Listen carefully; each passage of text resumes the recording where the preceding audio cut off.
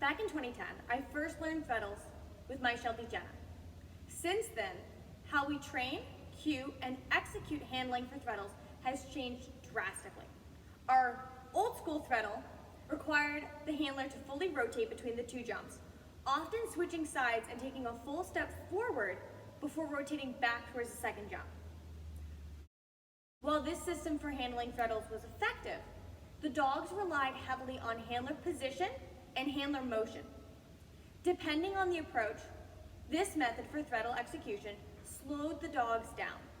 Fully rotating towards the dog cues a lot of collection, even when only a slight change of path was required. As courses got faster and more challenging, handlers collectively moved towards a verbal Threadle performance to build independence from the dog. Our verbal Threadle allows the handler to stay facing forward, moving forward, and at a distance from the dog.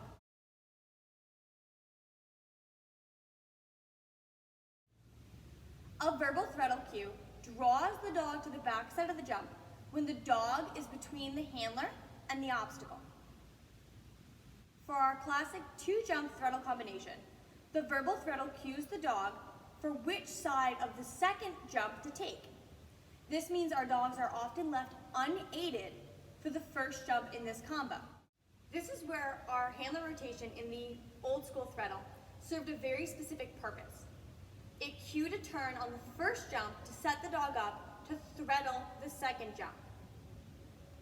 Depending on approach, a combination of a turn cue and a Threadle cue may be needed. Most often, this combination of cues will be necessary when the dog is approaching from the takeoff side. When the dog approaches from the landing side, we can rely solely on our verbal Threadle cue.